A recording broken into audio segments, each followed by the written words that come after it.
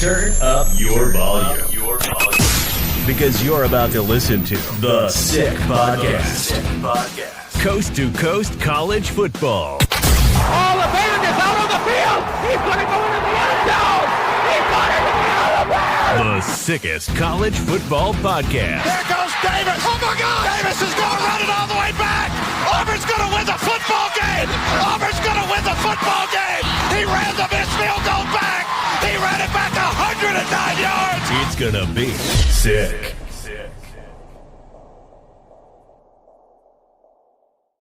That's right. It's the Sick Podcast, coast to coast college football show. I'm John Lund, the East Coast side. He's Dan Lynch, the West Coast transplant.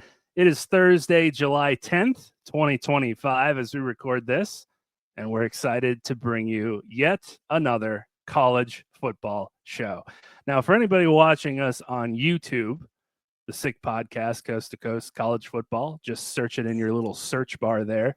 You may notice Dan is a little bit redder than usual, and it's not from having a couple brewskis before we started the show to get amped up for it, although that's not frowned upon on this podcast / show, but a little vacation for you, Dan. You're enjoying the summer, and because of your heritage, people might be able to see that you did indeed have some time in the sun.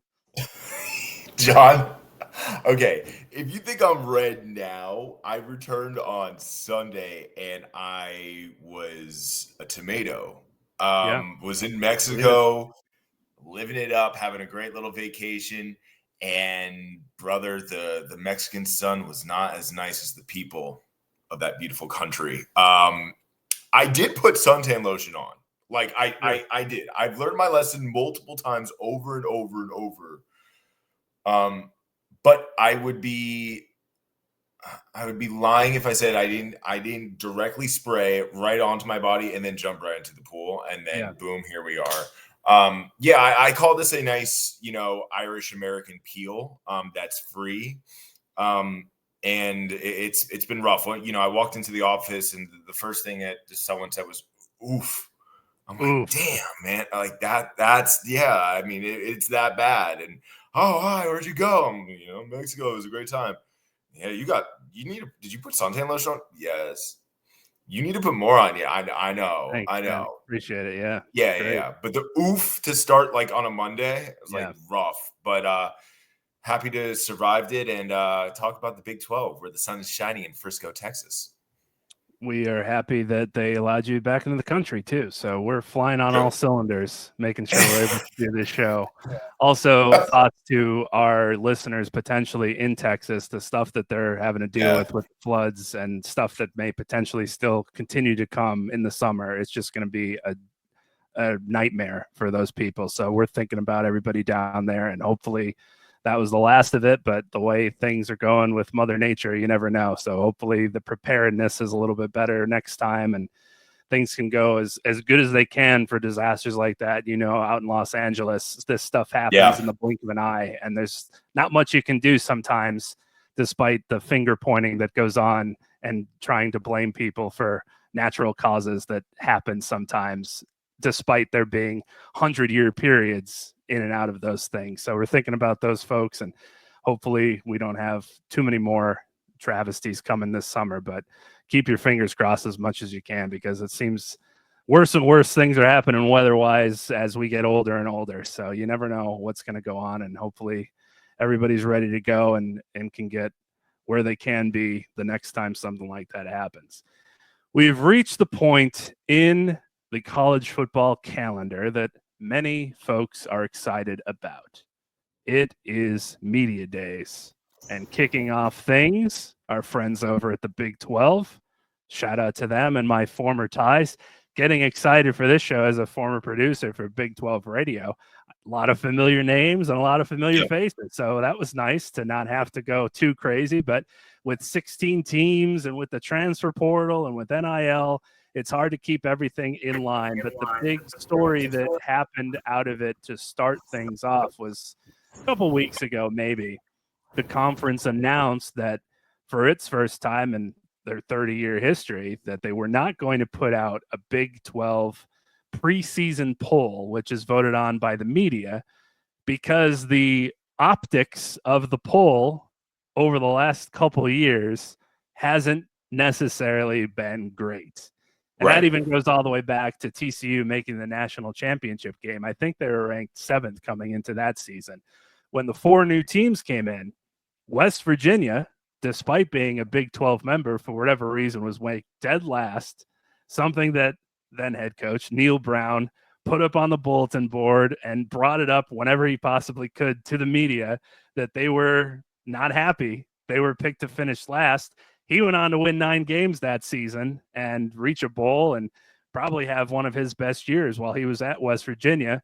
Then, of course, last year, Arizona State picked to finish dead last, ends up winning the conference and is a play away or two from advancing in the college football playoff, while the teams that were in the top 3, guys like Utah, Kansas State, Oklahoma State, finishing dead last. 0 wins in the conference. It was just a bad look when it got to the end of the season because people love lists and people love rankings, and we are in list season, but they've decided this year we're not taking the bait because when it gets to the end of the year and it comes time for these college football playoff discussions, that gets plastered everywhere. Well, in the preseason, this is where they were ranked, so they can't possibly be as good as they are now.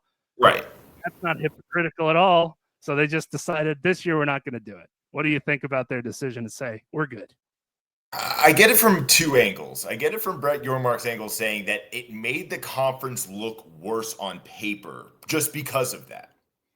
But at the end of the day, it's like, Brett, the play on the field is going to tell what happens in the conference, not the writers, not the people who are on the outside. It's the dudes who are playing in between the lines, who are coaching every single day, who are coaching every single weekend, who are winning the actual games. As a media member, I was a little offended, honestly. I was like, what? We're not allowed to say our piece or what's going to happen. And guess what? It just proved college football is so hard to predict. And I kind of, probably would have put ASU last year if I had to put it in. I'll be honest. And Utah Pie probably won. 1, because of Kyle Whittingham, and 2, because of what they brought back. But what they brought back got injured, right? You can't predict anything on that lines. When you're making a media poll, you're not thinking about the injuries. You're thinking about every single team being healthy from the beginning of the year to the end of the year. Obviously, that's almost impossible for any major sports. If you're playing a game, you're obviously going to get hurt. But that's the way that you're thinking of it. I guess I'm 50-50 on it, but leaning more side on the media side of being like, hey, let us have our thing. Why'd you have to take it away from us, Brett? What'd we do to you, Brett? It's a shame that rankings get taken so seriously and are held as gospel so much in specifically college football and college basketball, obviously, where preseason numbers just follow these teams around. Obviously, the Associated Press is going to come out with their numbered system, and that's usually what everybody goes by until it gets to the college football playoff rankings, and they finally release those and make the television show all about it. They've decided smartly to only do that halfway through the season because they don't want the circus to have to follow these teams, but it does. People love these rankings. They love being able to put a number with a name, and they love being able to try to predict how these teams are going to go. That's one of the fun things about college football. I don't necessarily think it should be taken as seriously as it ends up becoming, but I also think it's fun to be able to have a conversation before the season. Hey, who do we think is going to do well? It starts right after the whistle blows to end the national championship game. People are already looking ahead for the next season. What's our schedule going to look like? Who's coming back? Who's going? How's our coach doing? Is he going to retire? Are they going to fire him? It's the conversations in the off season somewhat making the sport as fun and as exciting as it is. And what's funny for the Big 12 is they didn't release the media rankings for their preseasons, but they decided to put out a preseason all Big 12 team, Dan. That did come out. So you could check out who the best players are going to be and where they're ranked, but we can't rank the best teams and see where they're going to lie. Can't do that. Players is okay. Teams is not. You'd think it would be reversed if anybody was going to decide to do or not do it. It's just very interesting that they decided to still keep it normal for the players, which is even worse because those guys are going to get ripped on social media like crazy and have that hanging over their head if they don't perform. So you're throwing the players under the bus, but the teams overall and the head coaches of those teams, we can't do it. That would be too much. Very interesting. 100%. I mean, we see those betting commercials all the time being like, don't be a loser and pick on these student athletes if you lost a bet. Well, now you're throwing them literally right into the fire. Let's just say a quarterback. Who was ranked number? Who's the starting quarterback for the preseason team? I didn't even click the link. I didn't want to talk about it. That's because I'm going to show them. We'll show them, at least for this episode. We're going to get into it before the season starts. But I said, you know what? For the first time we talk about it, I'm not giving you the time of day. Big 12 preseason all rankings. Let's say it's Levitt from ASU. Yeah, if you had a guess, that wouldn't be bad. Probably Levitt, right? Quarterback. He gets hurt. Or he plays terrible this year. What? You're going to blame it on him now? Like, he was brought up. He was the preseason and he had a rough year. There you go. Now you're blaming a kid again. So you're right. A little confusing, but you have an example from last year. Ollie Gordon was a Heisman candidate. He's coming into his last season. Everybody thought, well, surely he's the guy now with a 7-year quarterback. He's going to hand the ball. They were awful.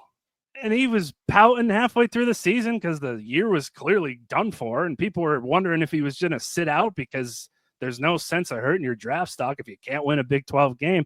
You're going to end up pigeonholing some of these players if they don't perform up to what the preseason level was. So it's just interesting that the line was drawn one way, but we left it go the other side.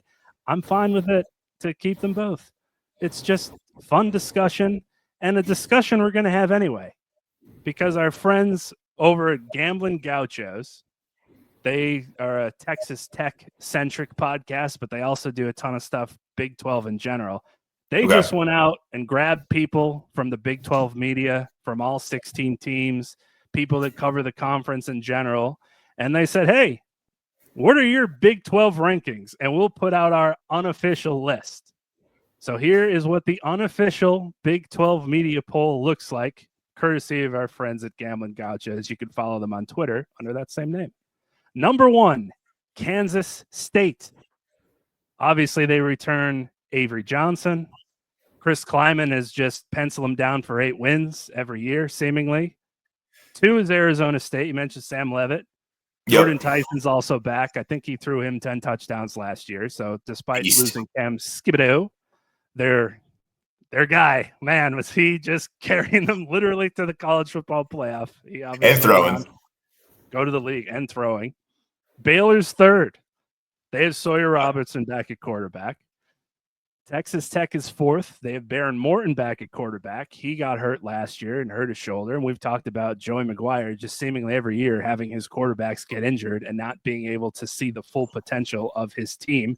Now with a little bit more coin in their pocket with the NIL. That's just a little. They may have had the second best incoming class, I believe, something along those lines. They were doing some stuff in the offseason. Iowa State is 5. They bring back Rocco Becht and 14 returning starters total. They for 11-3 last year, which is the best finish they've had in school history. TCU is 6. Josh Hoover back at quarterback. 7, Utah. Cam Rising, of course, was supposed to be the guy last year. He was on, he was off. He ended up just being hurt for the entire season. They have Devin Dampier. He transferred in, so they're trying to figure their quarterback situation out with Kyle Whittingham, who may have retired last year if he didn't shit the bed. And he said, I couldn't have gone out like that. So we don't know how long Kyle will stick around for, but he'll be around for a little while at least. Kansas, Houston, Colorado, all tied for 9th behind BYU. Highlighted there, Jalen Daniels, 6 seasons now with Kansas. What a head-scratching Klon at the screaming and just Klon. What's going on with Jalen Daniels? Kansas fans probably don't know how to react for him being back, but they're hopeful. Cincinnati, Oklahoma State, West Virginia are 12, 13, and 14. Gundy, obviously, his first losing season since he came into the program in 2005. West Virginia's trotting out the old guard, Rich Rodriguez, like UCF, who is 16th behind Arizona, bringing back Scott Frost, who had some troubles at Nebraska. So there are your rankings. Necessarily a huge surprise to see Kansas State and Arizona State atop there as the 1 and 2. Baylor being ahead of Texas Tech and Iowa State might raise some eyebrows, TCU as well. And no one really knows what to do with Utah, and no one really knows what to do with BYU, because BYU presumably is going to be looking for a new quarterback to start their season after the debacle that's happened in the offseason with their quarterback who wants to get out of there because he was up to some mischief is probably too innocent of a word. So things are going on with BYU where they're going to have to figure out what's going on with them, and we don't know what's going on with Utah.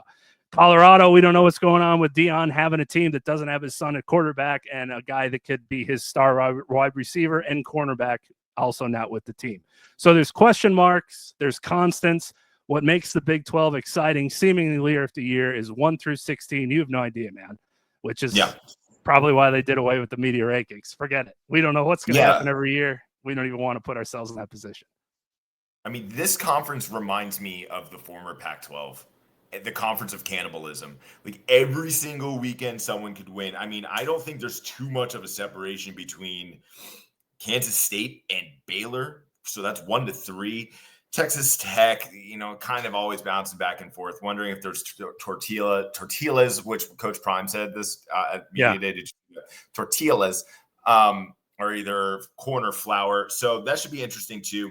Question for you, Johnny. If BYU did not have their quarterback situation going on, do you think they're above 5? They certainly could be, just from last year. 11 and 2 overall, 7 and 2 in the conference, turned a lot of heads. It's a incredibly difficult place to play, albeit friendly, playing up there. Very friendly. A lot of Cougar tails as well. I think they would have probably had I don't want to say a much higher ranking, but you probably would have saw them in the top 5, maybe 6, just because of last season and what their quarterback did. I mean, he was scrappy with them at the end of games, and you kind of always felt like you were there. And Kalani Sitake did a great job of getting them ready to go for those games and really acclimating to the Big 12. So I don't think Vegas knows what to do with BYU. The conference doesn't know. Kalani Sitake didn't really know what to do. He just said, we love Jake, and we'll see what happens. So, which I was a little shocked. When the question was asked, I thought he was going to be the typical, coach speak. SID told me not even to bring it up. I don't want to comment. Yeah, he didn't have really anything that was like the press release answer for it, which was interesting. Yeah, I mean, and also I get, kind of on BYU to not tell, the media members, do not ask questions about, we won't, good on them, because we don't know the whole situation, what happened. And, it's a mess. Yeah. But that's a different story. The other team that I'm interested in is UCF with Scott Frost. Now, there's been I don't know what he was thinking. Now I'm thinking like, all right, just going back to our media training with SIDs and everything, to even bring up the Nebraska situation. If that question is going to be asked, man, just take the high road. Do not say that job was not for me, my dude. Like, and that's how you're gonna start things. Don't take the wrong job is the best advice he could give to his former self. Oh God. Oh no. But hey, if anything happened last year, looking at this media poll, UCF will be number 1 finishing. So let's see what happens, man. Yeah. There were some interesting answers, to say the least. Some not eyebrow raising, but headline producing answers. Matt Campbell saying that 20 of his top guys are basically taking a pay cut to come back to Iowa State because they had a lot of great opportunities elsewhere, but they want to keep it rolling with the Cyclones, which is great about Matt Campbell's culture and something that you hope more college football teams can bring, is the culture that will allow players, now that they can get a little bit of cash, to want to come back and keep building something and keep a program on its feet instead of having to reboot every year like Oklahoma State. I think they're 60 plus new guys on the team. Mike Gundy's got 2 new coordinators now. I think the special teams guy is the only guy that's coming back. He's trying to figure it out after being a yard away from winning the Big 12 a couple years ago. So it's just something that he didn't really dive into the NIL world and deal with the transfer portal, and he was kind of old school about it, and it bit him in the face. So now he's got to implement to it, and so do the other coaches that don't want to have to deal with stuff like that. It'll be interesting to see how Rich Rodriguez handles that stuff. He's not used to the new world of college football. Kyle Whittingham's an old school guy. He's hoping everybody sticks around. Like, some of these dudes don't have the, like, Kenny Dillingham, I'm 35 and basically can grow up in this system and use it to my advantage. That's another storyline that we'll be seeing over the next couple of years as to how teams handle this new world. And the world keeps changing, which is also not something that's easy to deal with. And Dillingham even said too, a big clip that was, passed around social media is, as important as it is to deal with NIL and pay these players, it's keeping them, retaining them. If you're not going to be playing a lot this year, don't leave us, and he's just that younger soul who I don't think will ever leave ASU. Like, ASU could be a power player within the next 10 years, just because you're right. He's 35 years old. He's been handling NIL for a pretty long time. And that's just off the field. On the field, he's super advanced. I mean, look what he did at Oregon. Look what he did at FSU. I mean, the guy knows ball. So watch out for the Sun Devils for a very long time. And obviously that campus is absolutely awesome and beautiful for so many different reasons. So easy to recruit to. I don't think they pay a lot of taxes also in the state of Arizona. So, man, ASU could be dangerous. But, retaining players is just as important as keeping them, or as paying them. And Dillingham really said that. But another game that I'm looking forward to, Johnny Boy, TCU versus our boys in North Carolina week 1. That game will tell us a lot about, I think, this media poll, but also the future of TCU and Sonny Dykes. Sonny Dykes getting the short end of the stick with these national televised. Everybody's watching games, not for you, for the other guy that's going to be on the sidelines. Had to deal with Deion's first game at Colorado. Now he's got to deal with Bill Belichick and his first game in North Carolina. And he's looking around like, dude, we were just in the college football playoff championship game a couple years back. You're not watching us? What gives? We're pretty good. Huh? You don't think? Granted, like, every single time that he is on national television, something bad does happen. I mean, I was there at the game. It was rough, to say the least. But, I'm pulling for him because he is such a great guy, too. And he's kind of like that old schooler mentality. That's where the Big 12 is awesome. You really have, like, a 35-year-old head coach. And I believe Whittingham is plus 70, I think. Maybe he just hit the big 70s. Because he's 30 years, I believe, head coaching, so he's got to be 70. But hey, still does 10,000 steps a day on a treadmaster and or stepmaster, and complete beast. He's gonna be riding motorcycles till the day he dies. So I'm pulling for the Utes here. That's the way to do it. They have a lot to prove. He's 65. Sorry, we aged him because of how he looks, I guess, with his grays. But 5 years away from 70, we'll be there for you, Coach. Hopefully you'll stick around by then if you can turn some things around. Just to refresh people's memories, because days really don't have any meaning now after a global pandemic hits your life. 2024, Arizona State obviously led the Big 12, and we mentioned Iowa State with their program record 11 wins. BYU is right there with 11. Colorado 9-4, 7-2 in the Big 12, despite 2 of its players getting their numbers into the rafters. They did not win the Big 12 conference or make it to the college football playoff. Baylor, TCU, Texas Tech, then Kansas State. It was a disappointing season for them, trying to figure out the best way to use Avery Johnson. Should we let him run? Should we throw him in the pocket? I think they're hopeful to have that figured out. West Virginia, 6-7. Kansas, 5-7, which was a shock with the talent that they had coming back and the age that they had, especially at the running back position. It was very disappointing for them.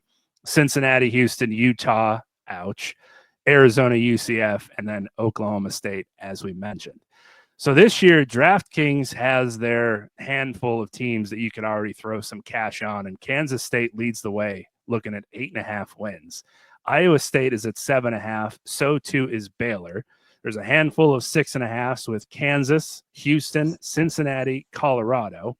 West Virginia is at 5.5. Kansas is at 6.5. Interesting. Look at who's going to win the Big 12, it's somewhat similar to what the fictitious media poll said, with some changes here and there. The biggest one being Utah is third at plus 600, and the media poll that was put out had them at seventh. So Vegas has more faith in the Utes than folks covering the Big 12. Kansas State, Arizona State are tied for one at plus 550. Texas Tech is fourth. Baylor is fifth, which is 2 down from the media poll, which had them in third. TCU is sixth. Iowa State is seventh. Kansas and BYU tied for eighth. Colorado, Cincinnati, Houston, UCF, Oklahoma State, Arizona, and West Virginia dead last again. Sorry, Neil Brown, plus 7,000. He probably is salty about it, despite hopefully being at a beach in West Virginia, enjoying himself. I'm sorry, the other Virginia. You gotta drive into the big brother Virginia State to probably East get Virginia to the beach. Yeah. So to make the college football playoff, it's the same. Kansas State, Arizona State lead the way. Texas Tech and Utah, Baylor, Iowa State, TCU, BYU, and Kansas are tied at plus 900. Then you get into the thousands with those teams. And the same to the national championship. Kansas State, Arizona State plus 10,000. Utah, Texas Tech plus 12,000. Iowa State plus 18,000. Baylor plus 20,000. BYU, Kansas, TCU 25 to 1 at 25,000. In Colorado, plus 30,000 if you want to throw some more money and put it in Vegas's pockets, because people were picking Colorado the last couple of years to win the whole thing, which was just preposterous. And I don't think it's going to happen again this year. So that's what Vegas thinks. That's what the Big 12 media thinks. That's what we think, and we'll dive more into the specifics of the conference when we get closer to the season starting and who our picks will be for these types of rankings, if you will, and what we'll see from the all Big 12 players and some of the rankings for that. But just wanted to wet everybody's whistle since it's Big 12 media days this week, wrapped up in Jerry World down in Texas, to give everybody an idea of where things stand Vegas-wise, where things stand media-wise, despite them not officially saying so, and where Brett Yormark stands as the commissioner of the Big 12. He thinks the Big 12 is going to have multiple bids in the college football playoff this year. Of course, he's rooting for his own conference, and he has made it clear that he is the biggest fan of the 5-11 college football playoff model that we've spoke about previously in the show, basically saying, we want to earn it on the field. It might not be the best solution today for the Big 12, but long-term, knowing the progress we're making, the investments we're making, it's the right format for us. And I'm doubling down today on 5-11, which is, for people that don't know, you win your conference, you're guaranteed to get in, and all 11 teams behind you is just thrown in a hat for how good you go. And however many teams get in from your conference is how it goes, similar to the NCAA tournament, where it's just whoever does best. So he's gotten all his coaches to dive in on that. They're big into the 5-11 model as well. Yep. Unfortunately, as we know, we have to wait for the Big 10 and SEC to make their decision at some point, because they have the keys to the kingdom, and the Big 12 can only do so much and stand on their pulpit and say, we'd like this, please. And Yormark also spoke for Jim Phillips as well for the ACC. Yeah. Like, oh, okay. Did he got it all out of the way? The ACC is going to have their media days, but just so you know, this is how they're going to go too. So they can cycle it through when ACC media days comes around too. And I do think it's a smart idea for them to kind of be partners in this going forward. Like, hey, you do this, I'll do this, and it's not some fake handshake over Zoom. Yeah, like, don't term it an alliance and a firm handshake, because that didn't really work out the best last time.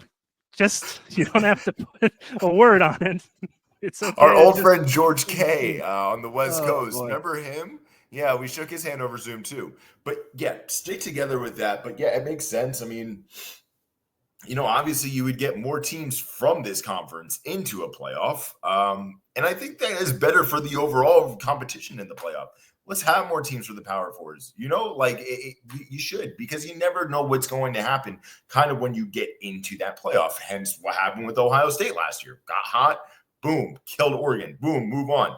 And all of a sudden they're the national champions. So I think more teams for the better is good. More teams from the Big 12 are good, especially these teams who are going to be really tested, because all year long the Big 12 will be beating itself up. We're going to have a new number one of the conference every single week. And I kind of want to see teams from conferences make the college football playoff because they've been tested before. And let's see what they do from the other best teams from the other conferences. So I agree with Brett Yormark. Maybe not good for the conference today, but for tomorrow in the future it will be. And you can't trust the committee, as we know, year by year, and whoever's sitting on the committee for that specific year. It would be a risk maybe to cap yourself at 2, because there's a great chance that you'll have 2 or 3 other teams that you feel are more deserving, and they might say, well, the Big 12 already got their 2, and their eyes are just naturally going to go to the SEC and the Big 10 to look for teams over there because they feel like they're just in general the better conferences, where they might not necessarily be the better teams. So it leaves it at least open where they're not going to say, well, we already filled our Big 12 quota. We already filled our ACC quota. Let's listen to Kirby Smart et al. From the SEC and Greg Sankey putting these other teams on a pedestal, and Nick Saban getting on College Game Day and saying how great team X, Y, and Z is. And little old Big 12 gets left behind because they already have filled out their forms and they're ready to go. So in that instance too, leave it open-ended. Yeah, and let's not forget, last year, Texas-Arizona State maybe is the best college football playoff game of all time. Right. And everyone had them written off. ASU's coming in here. Good luck, bud. You know, I don't think anyone picked them to be close into that game and put up fireworks entertainment, man. And that's what I think the Big 12 will totally have for years to come. Just conferences, teams and conferences that just beat each other up, and the best team out of those will compete with anyone. So yeah, keep the Big 12 alive. Let's add more teams in. Before we get out of here on Coast to Coast College Football, we have a toast or roast, a yay or nay-esque question that I will pose to one Dan Lynch. And it happened a week and a half or so ago to me, where as a 35-year-old parent, and I'm sure this will happen many more times, as a 6'7", 35-year-old parent, where the back starts creaking and the knees start squeaking, having to pick up an 8-month-old kid from a crib, from the floor to the chair, to the bed, to the here, to the there. One pickup was too much. Strained the lower back, and it had me on my ass. It's hard to watch a kid for an entire day when you are in severe pain, bending down to pick said child up, and then lifting them up as well to put on your shoulder to carry around the house. So my toaster roast, somebody has played Division III football in yourself and has most likely dealt with being injured/hurt, depending on the severity of things. Back injuries, specifically the lower back.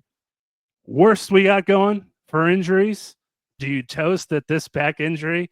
And it could be just me being somebody that had it happen, and it's just something that is closest to an injury that I've held as being the worst for just like day-to-day goings on when it comes to being hurt. Not severe, like I've torn my ACL, things of that nature. Of course, those are going to take this over with, but just day-to-day sprains, strains, aches and pains. The back's, for me, right now in life, number one. Okay, I will say I toast to that, but I'm going to toast more to lower body injuries in general. That will also include your back. The back impacts absolutely every single bone on your body and every single movement that you do. And if you have a bad back, that will impact your entire day. Pain-wise, I would say from my perspective, and knock on wood, I've never really had true back pain from playing football or just in life, but I've tore my ACL twice and partial tore my PCL once. So that really hurt bad, and that also impacts every single movement because obviously your legs make you walk and help you walk and all that type of stuff. So I would say it's a close 1A, 1B to knee pain. But the most pain that I've ever had from football was breaking my nose. And that's more of a mental pain than a physical pain because it just, everything you do when you just open your mouth and talk or drink or eat hurts so bad. You get the raccoon eyes too.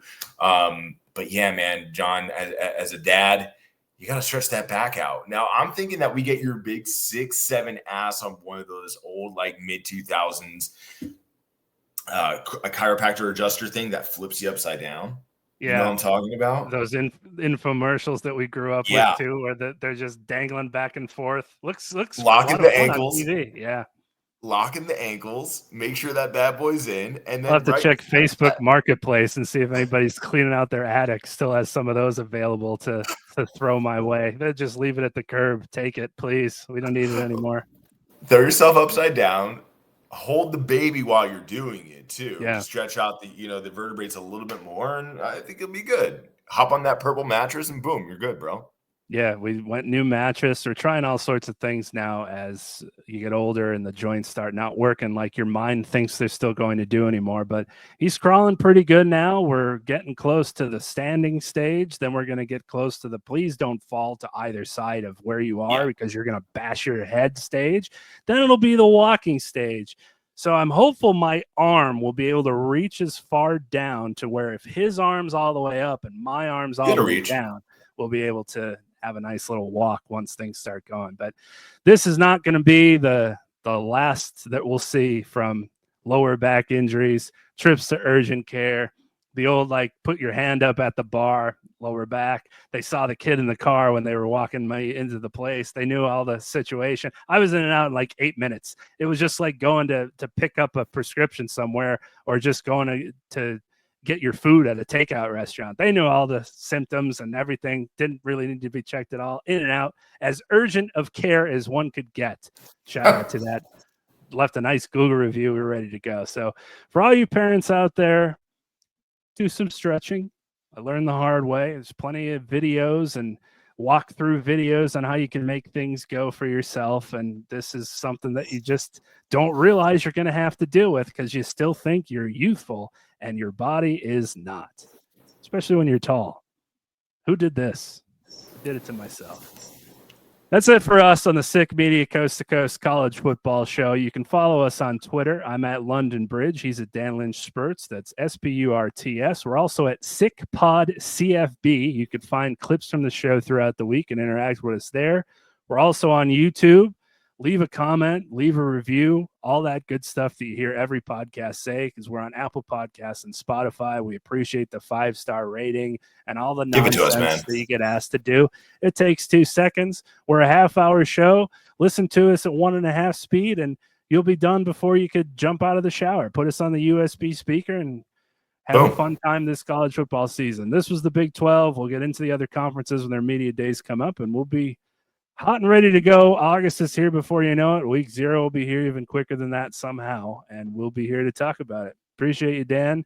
Get some of that aloe vera all over the body type of place to go. Yep, you'll be good. I'm sending you Tiger Balm. Honestly, if we can get a sponsor from Tiger Balm on that lower back, Johnny, you'll be up and going, bro. And you got to teach him how to get into a 3-point stance.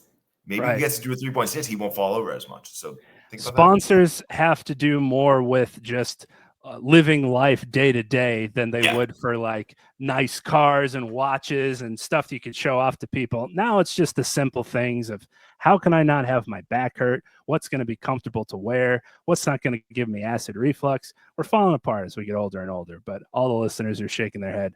They know what's up. Put on sunscreen, folks. That's all. And that's a wrap. Hope you don't miss us too much until next time. Follow the Sick Podcast Coast to Coast College Football on YouTube, X, Google Play, and Apple Podcasts.